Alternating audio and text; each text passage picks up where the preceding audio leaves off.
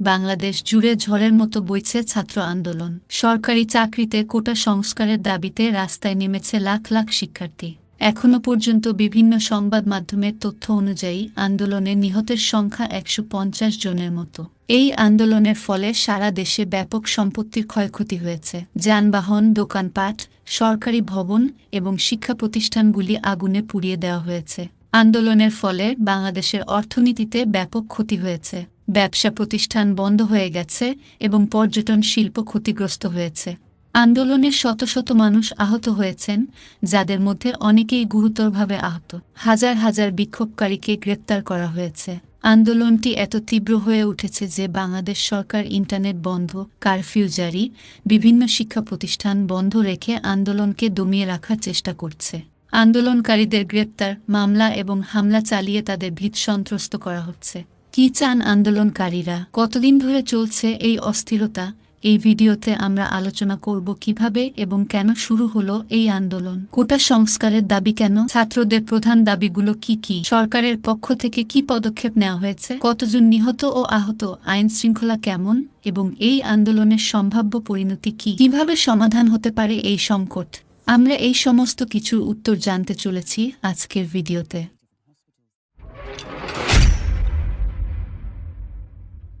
2024 সালের 8 ফেব্রুয়ারি ঢাকা বিশ্ববিদ্যালয়ের চারুকলা অনুষদের ভর্তি পরীক্ষার ফলাফল প্রকাশের পর থেকে শুরু হয় এই আন্দোলন। ফলাফলে মেধাবী অনেক শিক্ষার্থী বঞ্চিত হওয়ার অভিযোগে তীব্র প্রতিবাদ শুরু হয় এবং 15 জুলাই রাত থেকে এই আন্দোলন ভয়ঙ্কর আকার নিয়েছে।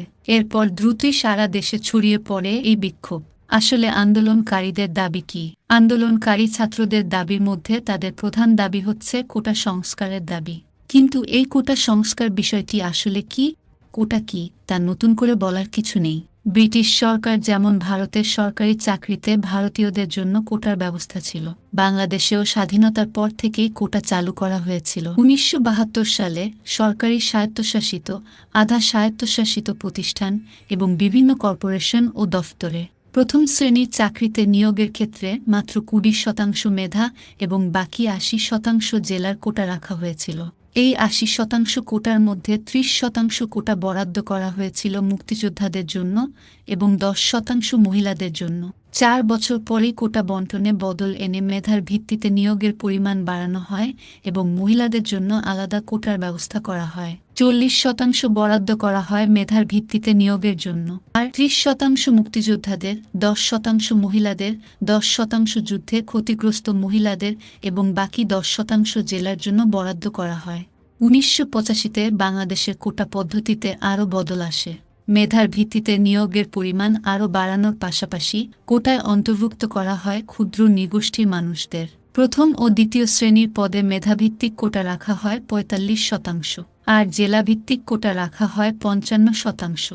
জেলার কোটা থেকে মুক্তিযোদ্ধাদের জন্য 30%, মহিলাদের জন্য 10% এবং উপজাতি সম্প্রদায়ের জন্য 5% কোটা বরাদ্দ করা হয়।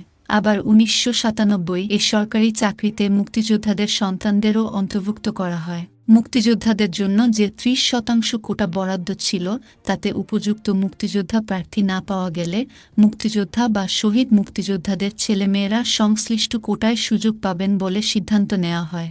2002-তে বিএনপি ক্ষমতায় এসে মুক্তিযোদ্ধাদের জন্য বরাদ্দ কোটা বন্টনের বিষয়ে আগে জারি করা সকল সরকারি বিজ্ঞপ্তি বাতিল করা হয়। মুক্তিযোদ্ধাদের জন্য নির্ধারিত 30% কোটায় উপযুক্ত প্রার্থী পাওয়া না গেলে ওই কোটার অধীনে থাকা শূন্যপদগুলি মেধাভিত্তিক তালিকার প্রার্থীদের দিয়ে পূরণ করা হবে বলে জানায় বিএনপি সরকার। 2008-এ আওয়ামী লীগের নেতৃত্বাধীন মহাজোট সরকার গঠন করে এই নির্দেশ বাতিল করেছিল। এরপর 2011 সালে মুক্তিযোদ্ধার নাতিনাতনীদেরও 30% মুক্তিযোদ্ধা কোটায় অন্তর্ভুক্ত করা হয়। অর্থাৎ উপযুক্ত প্রার্থী না পেলে মুক্তিযোদ্ধাদের নাতিনাতনীদের ওই চাকরি দেওয়ার সিদ্ধান্ত নেওয়া হয়। এই সমস্ত ব্যাপারটি হচ্ছে কোটা সংস্কার। বন্ধুরা, আন্দোলনকারীদের এই আন্দোলন কিন্তু আজকের নয়, বহু পুরনো। তবে 2018 সালে প্রথম এই আন্দোলন বৃহত্তর আকার নিয়েছিল। 2018 জানুয়ারিতে সরকারি চাকরিতে কোটা ব্যবস্থা বাতিল করা এবং এই ব্যবস্থার পূর্ণ মূল্যায়ন চেয়ে হাইকোর্টে একটি রিট পিটিশন দায়ের করেছিলেন ঢাকা বিশ্ববিদ্যালয়ের এক ছাত্র ও 2 সাংবাদিক। তাদের দাবি ছিল কোটা পদ্ধতি বাংলাদেশের সংবিধানের চেতনার বিরোধী। এরপরই সোশ্যাল মিডিয়ায় কোটা সংস্কারের দাবিতে আন্দোলন শুরু হয়। শাহবাগে বিভিন্ন কর্মসূচি নিয়েছিলেন আন্দোলনকারীরা। বাংলাদেশ ছাত্র অধিকার সংরক্ষণ পরিষদ নামে একটি সংগঠনও তৈরি হয়। ধীরে ধীরে দানা বাঁধতে থাকে কোটা আন্দোলন। তবে ওই বছরের মার্চে রিট পিটিশনটি খারিজ করে দিয়েছিল বাংলাদেশ হাইকোর্ট। এরপর হাসিনা সরকার জানায় কোটা পদ্ধতিতে কোনো পরিবর্তন করা হবে না। তবে কোটা ব্যবস্থা প্রয়োগে কিছুটা শিথিলতা এনেছিল সরকার। বলা হয় কোটায় যোগ্য প্রার্থী পাওয়া না গেলে মেধা তালিকা থেকে সেই পদগুলি পূরণ করা হবে। তবে কোটা সংস্কারের দাবি অনড় ছিল শিক্ষার্থীরা। আন্দোলনের তীব্রতা বাড়তেই সরকারকে জবাব দিতে দেখা গিয়েছিল টিয়ার গ্যাস ও শূন্য গুলি ছুড়ে। কিন্তু এপ্রিলে শাহবাগের আন্দোলন থেকে গোটা দেশে ক্লাস এবং পরীক্ষা বর্জন করা শুরু করেছিল কোটা বিরোধী ছাত্রছাত্রীরা। চাপের মুখে 2018-র 11 এপ্রিল বাংলাদেশি সংসদে সব ধরনের কোটা বাতিলের ঘোষণা করেছিলেন প্রধানমন্ত্রী শেখ হাসিনা। প্রথম ও দ্বিতীয় শ্রেণীর সরকারি চাকরিতে নিয়োগের ক্ষেত্রে সকল কোটা বাতিল করা হয় এবং তৃতীয় ও চতুর্থ শ্রেণীর পদগুলিতে কোটায় যোগ্য প্রার্থী না পেলে মেধা তালিকা থেকে প্রার্থীদের নিয়োগের সিদ্ধান্ত নেওয়া হয়। এবার জানা যাক বর্তমান এই আন্দোলন করছেন কারা। বাংলাদেশের বিভিন্ন সংবাদ মাধ্যম মারফত জানা যাচ্ছে এই ছাত্র আন্দোলনের কোনো একক মুখপাত্র নেই, কোনো একক নেতৃত্ব নেই।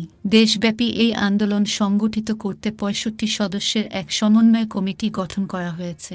ঢাকা ও ঢাকার বাইরের বিভিন্ন বিশ্ববিদ্যালয়ে এই আন্দোলনের 23 জন সমন্বয়ক রয়েছেন। সমন্বয় কমিটিতে 18 সালের কোটা বিরোধী আন্দোলনের অংশ নেওয়া বেশ কয়েকজন শিক্ষার্থী আছেন। অনেকেই আছেন যারা ছাত্র রাজনীতি করেন কিংবা কোনো ছাত্র সংগঠনের সদস্য। গণতান্ত্রিক ছাত্র শক্তি, বাম ছাত্র সংগঠন, এমনকি ছাত্রলীগের কয়েকজন সদস্যও আছেন সমন্বয় কমিটিতে। আন্দোলনকে যাতে রাজনৈতিক রূপ দেওয়া না যায় তার জন্য কমিটি গঠনের ক্ষেত্রে সচেতনভাবেই বাদ দেওয়া হয়েছে সরকার বিরোধী রাজনৈতিক দলের ছাত্র সংগঠনের সদস্যদের। আন্দোলনকে একেবারেই অরাজনৈতিক রাখার চেষ্টা করা হচ্ছে।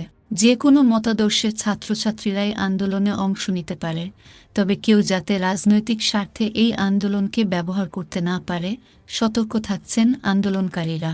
আন্দোলন শেষ হলেই বৈষম্য বিরোধী ছাত্র আন্দোলনও ভেঙে দেওয়া হবে। এবার আন্দোলনকারীরা কেন এই কোটা ব্যবস্থার সংস্কার চাইছে? কারণ কোটার বড় অংশই মুক্তিযোদ্ধাদের জন্য বরাদ্দ। তবে এই কোটা দাবি করার জন্য কোনো মুক্তিযোদ্ধা আর অবশিষ্ট নেই। তাদের নাতিপুতিরাই এই কোটার সুবিধা ভোগ করছেন, আর এর জেরে মেধাবী ছাত্রছাত্রীরা বঞ্চিত হচ্ছেন বলে মনে করেন আন্দোলনকারীরা। বাংলাদেশের শেষ যে তালিকা প্রকাশ করা হয়েছে তাতে দেখা যাচ্ছে নিবন্ধিত মুক্তিযোদ্ধার সংখ্যা 2 থেকে 2.5 লাখ, অর্থাৎ বাংলাদেশের সমগ্র জনসংখ্যার মাত্র 0.15% মুক্তিযোদ্ধা, আর তাদের জন্যই বরাদ্দ 30% কোটা। এদিকে গণপ্রজাতন্ত্রী বাংলাদেশ সংবিধানের চাকুরির ক্ষেত্রে সকল নাগরিকের সমান সুযোগের কথা বলা হয়েছে। মুক্তিযোদ্ধাদের জন্য 30% কোটা বরাদ্দ থাকলে সকল নাগরিকের সমান সুযোগের অধিকার ক্ষুণ্ণ হচ্ছে বলে দাবি আন্দোলনকারীদের। এছাড়া তাদের দাবি কোটা ব্যবস্থা পিছিয়ে পড়া জনগোষ্ঠীদের জন্য, অথচ মুক্তিযোদ্ধাদের সন্তান ও নাতিপুতিরা জন্ম থেকেই বিভিন্ন সুযোগ সুবিধা পেয়ে থাকেন। তাই তারা কিভাবে পিছিয়ে পড়া জনগোষ্ঠী? এবার জানি বর্তমান পরিস্থিতি কেমন। বর্তমান পরিস্থিতি সুপ্রিম কোর্ট 56% থেকে 7% নেমে এসেছে সরকারি চাকরিতে সংরক্ষণ। মুক্তিযোদ্ধা সংরক্ষণ 30% থেকে কমে হয়েছে 5%।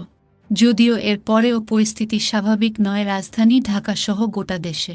এই অবস্থায় দেশকে অচল করে রাখা আন্দোলনকারীদের হুঁশিয়ারি দিয়েছেন প্রধানমন্ত্রী শেখ হাসিনা। জানিয়ে দিয়েছেন আন্দোলন থামাতে তথা জনজীবন স্বাভাবিক করতে কঠিন পদক্ষেপে করতে পিছপা হবেন না। সংবাদ সংস্থা বিবিসিকে হাসিনা বলেছেন, আমরা পরিস্থিতি অনেকটাই শান্ত করে এনেছি। ধীরে ধীরে স্বাভাবিক অবস্থা ফিরছে এবং কারফিউ শিথিল করাও হচ্ছে। বাংলাদেশের প্রধানমন্ত্রী একথা বললেও টানা আন্দোলনের জেরে রাজধানী ঢাকাসহ দেশের একটা বড় অংশ এখনো বন্ধ। ঢাকার মধ্যে ট্রেন চলাচল করছে না, যোগাযোগ ব্যবস্থা সম্পূর্ণ বিচ্ছিন্ন, ইন্টারনেট পরিষেবা বন্ধ, স্কুল কলেজে আসতে বারণ করে দেওয়া হয়েছে পড়ুয়াদের। রাস্তায় রাস্তায় উর্দিধারী সেনা টহল দিচ্ছে, অধিকাংশ এলাকা জারি করা রয়েছে কারফিউ। স্বাভাবিকভাবেই হিংসাত্মক আন্দোলনের জেরে বাংলাদেশের ব্যবসা বাণিজ্যে বড় প্রভাব পড়েছে। শিল্প কারখানাগুলিও সরকারি নির্দেশে বন্ধ রয়েছে। এই অবস্থায় সোমবার বাংলাদেশের রপ্তানিকারী ও ব্যবসায়ীদের সংগঠনগুলির সঙ্গে বৈঠক করেন প্রধানমন্ত্রী হাসিনা। পাশাপাশি বিরোধীদের নিশানা করে বলেছেন, ছাত্রদের ঢাল হিসাবে ব্যবহার করে বিরোধীরা দেশের ক্ষতি করছে। দেশের ভাবমূর্তি ফেরানো এবং শান্তি ফিরিয়ে আনাই এখন প্রধান লক্ষ্য। বন্ধুরা, আরও একটি কথা, আপনার যে সময় ভিডিওটি দেখছে ততক্ষণে পরিস্থিতি কিন্তু ভিন্ন হতে পারে। বাংলাদেশের সাম্প্রতিক এই ছাত্র আন্দোলন আমাদের সকলের মনে গভীর দাগ কাটল। এই আন্দোলনে আমরা দেখেছি যুবকদের প্রবল শক্তি, তাদের দেশপ্রেম ও ন্যায় বিচারের বোধ। কিন্তু একই সাথে আমরা দেখেছি হিংসা ও ধ্বংসলীলার ভয়াবহ চেহারা। আমাদের মনে রাখতে হবে, প্রতিটি আন্দোলনেরই লক্ষ্য থাকে শান্তিপূর্ণ সমাধান। হিংসা কখনোই সমস্যার সমাধান নয়, বরং এটি আরও বিভেদ ও ক্ষতির সৃষ্টি করে।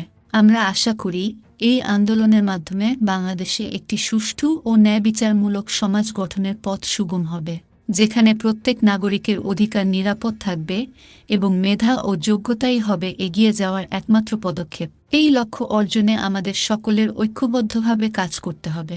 আসুন আমরা সকলে মিলে গড়ে তুলি একটি শান্তিপূর্ণ ও সমৃদ্ধ বাংলাদেশ। বন্ধুরা, এবার আমি আপনাদের কাছে ছোট্ট একটি অনুরোধ রাখছি। যদি আপনাদের ভিডিওটি ভালো লেগে থাকে তাহলে অবশ্যই চ্যানেলটিকে সাবস্ক্রাইব করবেন এবং পাশের বেল আইকনটিকে প্রেস করে দেবেন। সুস্থ থাকবেন, ভালো থাকবেন আর দেখতে থাকবেন এক্সক্লুসিভ ফ্যাক্টস।